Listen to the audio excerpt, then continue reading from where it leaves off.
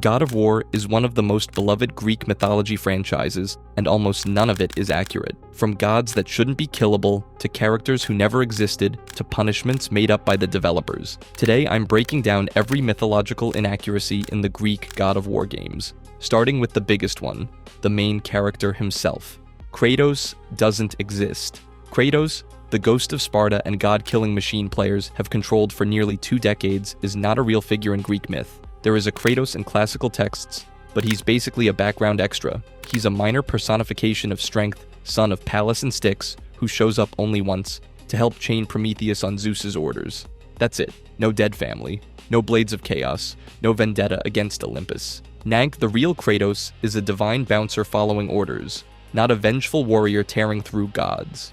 The developers made up their own character using the name. Smart, because it gave them total freedom to tell their story.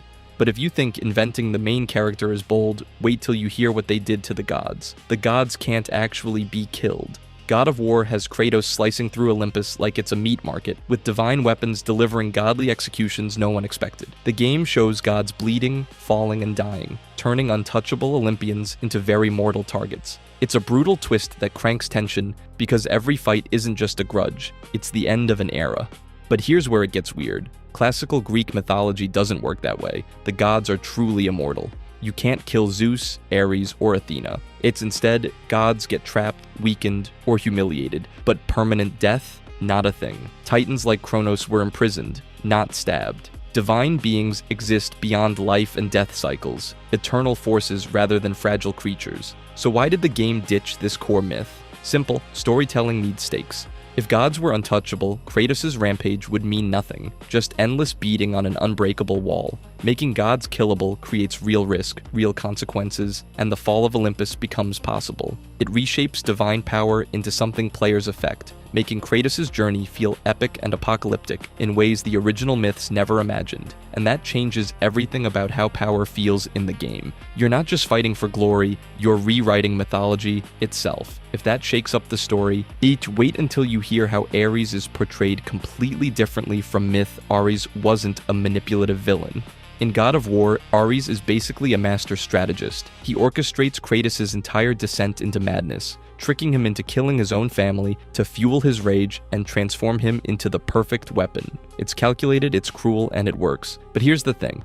Mythological Ares is nothing like that. Classical Ares is a god of war, sure, but he's portrayed as a complete idiot. Not strategically brilliant, just a brutish, violent brawler who charges headfirst into everything without thinking. Homer describes him getting wounded by a mortal in the Iliad and literally running back to Mount Olympus to cry about it to Zeus. Zeus's response, Nero calling him most hateful to all the Olympians and basically telling him he's a screw-up. That's the God of War in actual mythology, a bumbling, aggressive mess that everyone else finds annoying. The game needed a compelling villain for the original story, so they invented psychological complexity that doesn't exist in the source material. They took a character known for being simple and violent and turned him into a Machiavellian schemer. It's a smart, creative choice, makes for better drama, better storytelling, but it's also completely fabricated. Mythological Ares couldn't pull off the kind of long-term manipulation God of War attributes to him. He'd probably just smash things and wonder why nobody liked him. But if you think one god getting a complete personality overhaul is wild, and wait until you hear about Zeus. Zeus wasn't that evil. The game paints Zeus as a desperate, tyrannical ruler, paranoid about a prophecy that predicts his own downfall. He commits terrible atrocities trying to stop fate from catching up to him, even betraying those closest to him. But here's the thing. Classical Greek mythology doesn't quite tell that story. In the myths, Zeus is the king of the gods, absolutely powerful and commanding, but not some ticking time bomb of paranoia and cruelty. He's an authority figure who rules with an iron fist, sure, but his actions are seen as maintaining cosmic order rather than driven by fear or malice. He isn't tormented by prophecy in a way that makes him lose his moral compass. The ancient Greeks believed fate was unavoidable. Prophecies didn't spark desperation. They were inevitable truths that no god, not even Zeus, could change. Fate isn't some prank Zeus is scrambling to fix. It's the backbone of the universe. That makes him more distant and godlike, less emotionally volatile. So what God of War does is take this cosmic remote figure and twist him into a psychologically tragic character.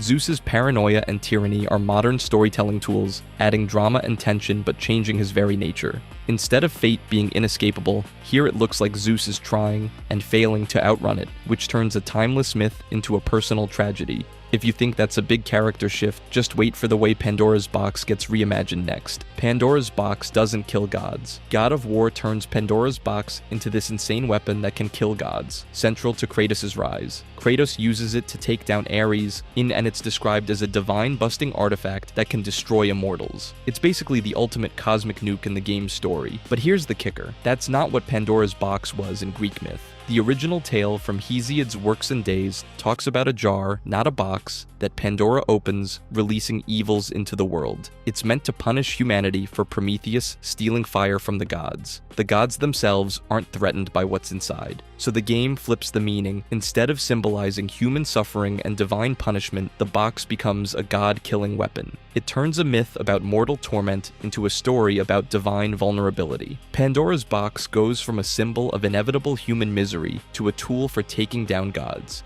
This isn't just a detail, it shifts the whole theme. The myth says, humans suffer for defying gods, but the game says even gods can fall if you have the right weapon. It flips the myth to fuel Kratos' rebellion against Olympus. But if you think that's wild, wait until you hear what God of War did with Kronos next. Kronos is either locked away forever in Tartarus, or in some versions, later given rule over a blessed afterlife. He's never punished by carrying a heavy burden, but God of War shows him literally hauling a giant temple on his back, something the myths never say. Here's the thing, the game needed a dramatic visual to represent the Titan's fall. Showing Kronos trapped in Tartarus, which is how the myths describe it, isn't very interactive. So the developers invented this punishment. Having Kronos carry a temple symbolizes the crushing weight of his defeat. It looks powerful and works for gameplay, but it's not what Greek sources say. The Titans, including Kronos, were imprisoned in Tartarus, guarded by the 100-handed Hekatonchires, left there forever. No physical labor,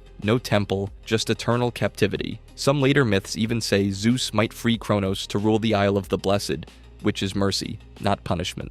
The game made this up to turn poetic imprisonment into a clear, playable burden. Creative, yes, but a big departure from the original myths. If you think one made-up punishment is wild, wait until you hear what the game claims Atlas actually holds up. Atlas holds up the sky, not the world. The game shows Atlas holding a massive structure that looks like the whole world, mountains, clouds, the works, making it seem like he's literally supporting the earth. Kratos even breaks him free from chains in God of War 3, making it feel like a huge moment of setting the world back in motion. But here's the kicker. Classical mythology tells a different story. In Greek myths, Atlas isn't stuck holding the world. He's burdened with holding up the sky, the celestial dome arching over the earth, separating heaven from ground. This role is cosmic and symbolic. Atlas keeps the boundary between earth and heavens, maintaining universal order. It's not a giant globe crushing his shoulders, but the firmament itself. Why does that matter? Holding the sky versus the world represents two very different mythological ideas. The sky is this dynamic divine structure, stars, clouds, heavens, while the earth is a grounded realm with its own role in Greek cosmology. Its changing Atlas's task twists the cosmic order the myths describe. The game's version tweaks this for story and gameplay. Having Atlas trapped under a massive world-shaped object looks cool, giving players a clear target and apocalyptic stakes. Letting Kratos free Atlas creates dramatic tension that's not in the original myths. If you think confusing sky and world is wild, wait until we cover why Hercules is the wrong name for a key character. Hercules is the wrong name. God of War calls Heracles by his Roman name, Hercules, and makes him Kratos' half-brother, sharing Zeus as their father. Sounds straightforward, right? But here's the kicker. In classical Greek mythology, Heracles is a distinct hero with his own life story and challenges, not just some jealous sibling to the God of War. Before you roll your eyes, hear me out. Heracles isn't just strong muscle with a bad attitude. He's famous for the 12 labors, complex quests requiring brains, brawn, and some serious moral backbone. He's honored as one of the greatest Greek heroes because of his endurance, courage, and cleverness. Calling him Hercules smooths over these rich complexities and ships him off to the Roman version of the myth, where his story took a different cultural flavor, and making him Kratos' half-brother. That's pure narrative invention. Mythological Heracles and Kratos don't share lineage or tangled family drama. The game needed family tension to boost the emotional stakes and justify their brutal rivalry. Instead of a nuanced hero dealing with gods and monsters, we get a simplified rival designed to clash for personal reasons. Here's the thing. Names carry culture, history, and meaning. Using Hercules merges Greek and Roman myths, which is fine for convenience, but erases the unique identity Heracles had in Greek storytelling. It's a shortcut, effective for game drama, but a reduction of a rich heroic legacy. If you think that's an odd choice, wait until you see how they treat Hephaestus next. Hephaestus was never exiled to the underworld. Hephaestus in God of War is all about that volcanic underworld exile vibe. Trapped beneath Olympus, isolated and bitter. It's a striking setting. The divine smith hammering away alone in a fiery volcanic prison. Cool for atmosphere, but that's not how the myths go. Classical mythology says Hephaestus was cast out, but only temporarily. Usually Hera or Zeus threw him off Olympus for his deformity or other reasons, but he always comes back. Hephaestus isn't a trapped outcast. He returns to the divine workshop to forge weapons, armor, and all the epic gear the gods need. No permanent exile in a volcanic dungeon. The real Hephaestus is a respected craftsman god who, despite his lameness, fully takes part in Olympian life. He wasn't a lonely prisoner, but the indispensable artisan behind the scenes, making Zeus's thunderbolts and Achilles' armor. Far from isolated, he held a crucial, honored role among gods. Here's where it gets weird for myth purists. The game isolates Hephaestus underground, which makes sense story-wise. It signals his alienation, sets a mood, and creates a unique fiery forge location. It's a narrative choice, even if it sacrifices accuracy. So yes, the game's Hephaestus is exiled below, but the real god always came back to Olympus, making weapons, not brooding alone in hell. Next up, Persephone wasn't some villainous scheming destruction. That's a whole different story. Persephone wasn't a villain. Persephone in God of War comes off bitter, resentful, and hell-bent on burning down the world. Trapped in the underworld, married to Hades, she teams up with Atlas and Morpheus to escape by wrecking everything. Sounds perfect for a video game villain. But here's the kicker. The real Persephone was nothing like that. In classical mythology, she isn't some prisoner counting down days. Persephone is the queen of the underworld, ruling alongside Hades as an equal. She's also the goddess of spring and rebirth, worshipped in the Eleusinian mysteries as a powerful figure. The Greeks didn't see her as trapped, they saw her as essential. Sure, the myth begins with her abduction while picking flowers, but that's only the start. What follows is acceptance and authority. Persephone becomes a respected ruler who punishes disrespect. When the nymph Minthe got too close to Hades, Persephone turned her into a mint plant. When King Pirithous tried to kidnap her, she had him tortured forever. Not a victim, it's a goddess wielding real power. The game invents bitterness where mythology shows control. By making Persephone antagonistic, God of War adds drama but misrepresents an iconic figure who owned her role completely. But if one corrupted goddess surprises you, wait till you hear which heroes the game totally ignored. Castor and Pollux were actual heroes. The game barely gives Castor and Pollux the spotlight, treating them more like minor footnotes than the legendary heroes they actually are. But here's the thing. In classical Greek mythology,